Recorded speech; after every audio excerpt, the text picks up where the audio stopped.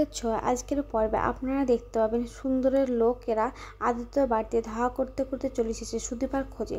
আর তখন আদিত্য দেখে ফেলে, আর আদিত্য দেখার পরে তখন ওদেরকে মারপিট করতে লাগে। আর ওদের বাড়ির একটা কাজের মেয়ে গিয়ে বাড়ির ভিতরে সবাইকে বলে, আর সবাই বাড়ি থেকে বেরিয়ে এসে দেখে যে আদিত্য মারছে। তখন ও বড় বলে, আদিত্য তুমি চুপ করো, মারছো কেন, ওকে ছেড়ে দাও। তখন সুদীপা বলে, এ তো সুন্দর লোক, আমার বাবাকে খুন করেছে। তখন সুদীপা চিৎকার করে বলে, মারুন ওকে, আরও মারুন ওকে, জোরে জোরে মারুন, এসব বলে। তখন আদিত্য ওকে সামনে নিয়ে এসে বলে, সুদীপা আপনি মারুন, আপনার বাবাকে খুন করেছে বলে একটা হাতে লাঠি তুলে দেয়। আর সে লাঠি দিয়ে সুদীপা মারতেই থাকে। তখন ওখানে সবাই বলে, চুপ করো, মারো না। আর তখন সুদীপা দেখে একটা পাশে একটা বড় পাথর পড়ে আছে। সে পাথরটা তুলে সুদীপা মারতে গেলে আদিত্য ধরে ফেলে আর বলে, সুদীপা আপনি নিজেকে কন্ট্রোল করুন, নিজেকে আপনি থামান, আপনি কি করছেন এটা, এসব বলে। তখন সুদীপা বলে যে কি ঠিক আছে আমি থামছি। আর তখন ছেলেটা পালিয়ে যেতে গেলে আদিত্য পেছন ধায়ালে। তখন ওখানে অভ্র বলে, তোমরা সুদীপাকে দেখো, আমি দেখছি ভাইয়ের কাছে। তাই বলে ভাই ভাই করে চিৎকার করতে করতে চলে যায়। আর তখন ওর বর্মা বলে, তোমরা সবাই আপন আপন বাড়ির ভিতরে এসো। সবাই চলে যাওয়ার পরে সুদীপার পিসি বলে যে, দিদিমণি গো, তোমার কপালটা কীরকম হলো আমি বুঝতে পারছি না। বাবা চলে গেল, আবার এই বাড়ির সবাই তোমার প্রতি অত্যাচার করছে, আমি কি করবো, আর আমি তো কিছু করতেছি না, আমি যে নিরুপায়। অন্যদিকে দেখা যায় যে আদিত্য ছেলেটাকে ধরে ফেলেছে আর ছেলেটাকে মারতে লেগেছে। আর পেছন থেকে একটা ছেলে গিয়ে আদিত্যকে ছুরি মারতে গেলে সেখানে অভ্র এসে ধরে ফেলে। আর ধরার পরে তখন আদিত্য বলে দাদাভাই বলে হাত মেলাতে গেলে ও দাদাভাই সেখান থেকে চলে যাওয়ার পরে আদিত্য ফোন করে পুলিশ ডিপার্টমেন্টে আর বলে, আমাদের বাড়ির সামনে আসুন, এখানে দুটো ক্রিমিনাল আছে। তো এই বলে দেখায়। অন্যদিকে দেখা যায় যে বাড়ির ভেতরে সুদীপাকে সবাই বকাবকি করছে আর বলছে, তুমি কি চাও, আমাদের ছেলেটা যদি কিছু ক্ষতি হয়ে যেত তুমি কি করতে। তখন ওর পিসুমণি কিছু বলতে গেলে বলে, তুমি একদম চুপ করবে, তুমি কে যে তোমার কথা শুনবো, এসব বলে অপমান করতে থাকে। তখন ওর বড় মা আবার সুদীপাকে বকাবকি করতে লাগে যে তুমি কি করতে চাও। তখন আদিত্যর মা বলে, দিদি আজকে যে বিজয়া দশমী, আজকে অন্তত মেয়েটাকে বকো না। তখন আদিত্যর বড় মা বলে, তুমি কি গো, নিজের ছেলেটা একটা মারপিটে জড়িয়ে পড়ছে আর তুমি দিনক্ষণ দেখে তুমি বলতে বলছো ওকে, আমি বলবো, ওকে বলতেই হবে, এসব বলে। তখন আদিত্য সেখানে চলে আসে আর এসে বলে, বড় মা এত কিছু যদি ভাবতে তাহলে আমাকে পুলিশ ডিপার্টমেন্টে কাজ করতে দিয়েছো কেন, না তো দিতে পারতে। তুমি তো জানো আমরা কোন বংশের ছেলে, আমার দাদা আর্মিতে কাজ করে, এসব বলে। তখন সেখানে অভ্র বলে, আমার একটা কথা বলার ছিল। তখন বলে, কি কথা। তখন অভ্র বলে, আমার আজকে বন্ধুদের সঙ্গে দেখা করতে যাওয়ার কথা আছে। তখন আদিত্যর মা বলে, আগে তো কই তুমি বলোনি কো। তখন বলে, না বলা হয়নি তো এখন বলে দিচ্ছি, আমার আসতে দেখে দেরি হতে পারে। তখন বলে যে ঠিক আছে। আর সেখান থেকে সুদীপা চলে যায়। আর সুদীপা চলে যাওয়ার পরে তখন অভ্র বলে, আচ্ছা ঠিক আছে আমি দেখছি তাহলে। তাই বলে। আর সেখানে পরমাও চলে যেতে গেলে ঘরে তখন অভ্র পরমার কাছে যায় আর বলে, শুনুন একটা কথা বলছি, আপনাকে এই বিয়ে থেকে আমি মুক্তি দিব না, এটা ঠিকই যেমন তেমনি এটাও ঠিক, আপনাকে এই রাতের বেলাতে অশান্তিতে রাখবো না এই 4 দলের মধ্যে, তাই যতটা পারি আমি বাইরে আমার এই রাতটা কাটিয়ে দেওয়ার চেষ্টা করব বলে সেখান থেকে চলে যায়। অন্যদিকে দেখা যায় যে কুন্তলা আদিত্যর বাড়ির সামনে এসে একটা বড় গাড়িতে বসে আছে। আর তখন পাশ দিয়ে রূপা আসছিলো যে আমার মা আছে এই বাড়িতে, প্রসাদ খাওয়াবো ওইসব বলে আসছিলো। তখন কুন্তলা পেছন থেকে বলছে, এই মেয়েটা কে, খুব চেনা চেনা লাগছে বলে গাড়ি থেকে নেমে এসে ওর গায়ে হাত দেয়। আর রূপা তখন কি ভাবে, আর সামনে একটা ইট পড়ে আছে, সেই ইটটা ছুঁড়ে কুন্তলাকে মেরে সেখান থেকে পালিয়ে যায়। আর তখনই দেখা যায় পাশ দিয়ে আদিত্যর বাবা আসে। তখন বলে, মা আপনি এখানে, আর আপনার এই কীরকম বেশ। তখন বলে, না একটা মেয়ে আমাকে এসে ইট দিয়ে মেরে ফেটে দিয়ে চলে গেলো, দেখো না। তখন বলে, চলেন আমাদের বাড়িতে।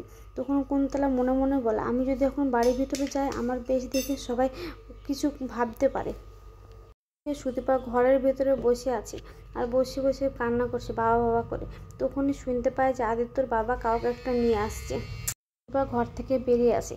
অন্যদিকে কুন্তলা বাড়ির ভিতরে ঢুকলে আদিত্যর বড় মা বলে, মা আপনার কি হয়েছে, কপাল ফেটে কেন রক্ত বেরোচ্ছে, আর আপনার এ কি বেশ। তখন বলে, না আমার ছেলে বউয়েরা এসেছিলো তাদের সঙ্গে এসেছিলাম তো তাই এই পোশাকটা পরে এসেছি। তখন বলে, ঠিক আছে আপনি সোফায় বসুন। তখন সোফায় বসে আর সুদীপা সেখানে আসে আর বলে, এ মা আপনার তো কপাল ফেটে রক্ত বেরোচ্ছে, দাঁড়ান আমি দেখছি বলে ট্রিটমেন্ট করতে গেলে কুন্তলা চিৎকার করে ওঠে। তখন আদিত্যর বাবা বলে, এ মেয়ে শোনো, তুমি তো সবসময়তে ওই উস্তাদি করবে না, তুমি আপন চুপ করে দাঁড়িয়ে থাকবে, তুমি কিচ্ছু করবে না কো। তখন চাঞ্চলি বলে যে বাবা সব জায়গাতে তোকে ডাক্তারি ফলাতে হবে, ওকে দেখাতে হবে যে ও বিদ্যমান কত কত পড়াশোনা করে, এসব বলে। আর কুন্তলা মনে মনে বলতে থাকে যে এই মেয়েকে চাকরি হোক, এই বাড়ি থেকে আমাকে বের করতেই হবে।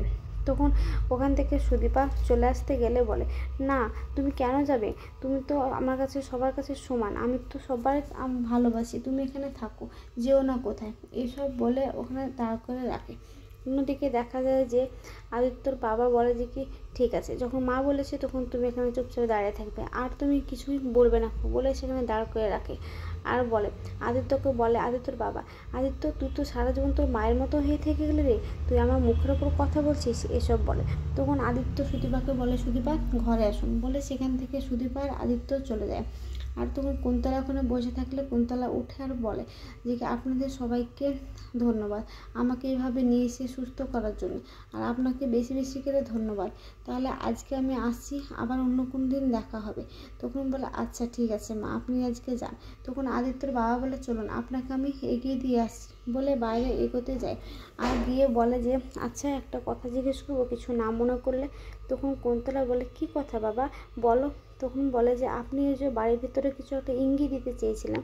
না মানে আমার ছোটো বৌমার ব্যাপারে তাই মনে হলো, আমার ছোটো বৌমাকে কিছু কুলঙ্খা এসব কথা বলতে থাকে।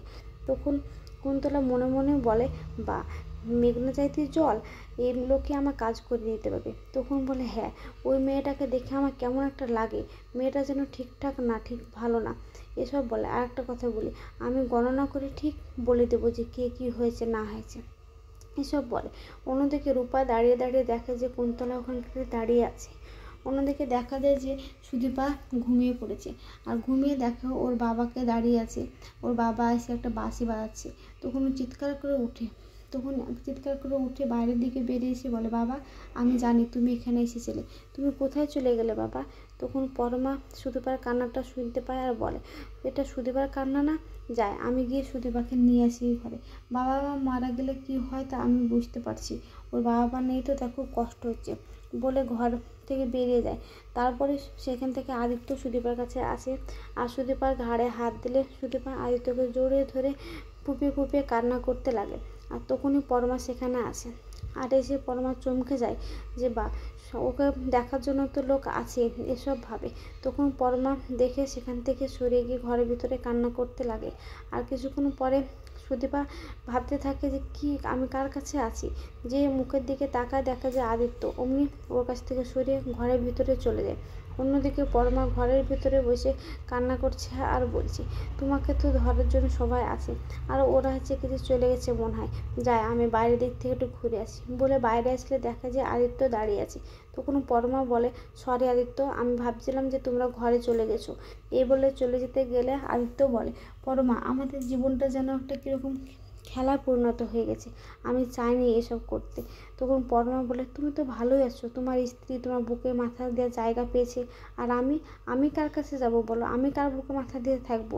তখন সুদীপা ঘর থেকে এই কথাগুলো শুনতে পেলে বলে, আমি এখান থেকে চলে যাব, আমি চলে গেলে সব কিছু সমস্যার সমাধান হয়ে যাবে। সকালবেলাতে সুদীপা ঘুম থেকে উঠে ওর কাগজপত্র জামা কাপড় সব একটা ব্যাগে গুছিয়ে নেয়। আর আদিত্য ঘুম থেকে উঠে বলে, সুদীপা এত সকালে আপনি কি করছেন। তখন সুদীপা বলে, আমি আপনার ঘুমটা ভেঙে দিলাম না। তখন বলে, না না আমি এমনি ঘুম থেকে উঠে গেছি, আর আপনি কি করছেন এটা। তখন বলে, আমার তো মেডিকেল কলেজে ভর্তি, তাই ভর্তি হতে যাব, আর একটা হোস্টেলের জন্য অ্যাপ্লিকেশন করব। বলছি না যে তাড়াতাড়ি পেয়ে যাব কিনা, কিন্তু যদি পেয়ে যায়, বাবা নেই তো তাই সেই কারণে যদি তাড়াতাড়ি পেয়ে যায় আমি ওখানে গিয়ে থাকবো। তখন আদিত্য বলে, ঠিক আছে আপনার যেটা ভালো লাগবে আপনি সেটাই করেন, আমি আর ভালো লাগছে না কোনো কিছুই, আমরা একটা কি খেলায় জড়িয়ে পড়েছি, এসব বলে। তখন সুদীপা বলে যে কি যে না, আমাদের তো কথা হয়েছিল যে আমরা চলে যাব আমি তাহলে এত কিছু বলছেন কেন। তখন বলে, ঠিকই বলেছেন, আমি আপনার দায়িত্ব নেব বলেছিলাম কিন্তু দায়িত্ব নিতে তো পারলাম না, সরি। তখন বলে, আপনি কেন আমাকে সরি বলছেন, সরি বলে তো আমার বলা উচিত, আপনাকে প্রতিনিয়ত আপনার বাড়ির লোকের কাছে হিউম্যানিট হইতে হচ্ছে, আমার জন্য কথা শুনতে হচ্ছে, তাহলে কিসের জন্য এসব বলছে। তখন আদিত্য বলে, না আমি তো কথা দিয়েছিলাম আপনার দায়িত্ব নেব, কিন্তু তো পারলাম না দায়িত্ব নিতে, তখন সুদীপা বলে, দায়িত্ব নেবার কথা বলেছিলেন, কিন্তু বলেছিলেন কি যে 7 জন্ম আমরা বন্ধন থাকবো, তা আমিও বলিনি, আপনিও বলেননি, তাই আমাদের দুজনেরই কারো দায় নাই, তাই আমি হোস্টেলে চলে যাব, এসব বলে। তখন আদিত্য বলে, ঠিক আছে, আপনার যেটা ভালো ইচ্ছা আপনি সেটাই করুন, এসব বলে ওখানে দাঁড়ায়। তখন আদিত্য বলে যে ঠিক আছে। তখন সুদীপা বলে, আমি চলে যাচ্ছি, বলে চলে যেতে গেলে আদিত্য আবার একটা কথা বলে। তখন সুদীপা সেখানে ঘুরে আসার বলে, দায়িত্ব দায়িত্ব করছেন কেন? আপনি আপনার দাদাকে ঠকাচ্ছেন, আপনি আমাকে ঠকাচ্ছেন, আর আপনি আপনার বৌদিকে কী করছেন? তখন আদিত্য রেগে যায় আর বলে, সুদীপা আপনি জানেন না আমাকে রাগিয়ে দিলে আমি কী করতে পারি। তখন বলে যে আপনি কি করতে পারেন, আপনি কি করতে পারেন সেটা আমার খুব ভালোভাবেই জানা আছে। এসব বলে আদিত্য ঘর থেকে বেরিয়ে চলে যায়। আর সুদীপা কান্না করতে লাগার বলে, দায়িত্ব দায়িত্ব করে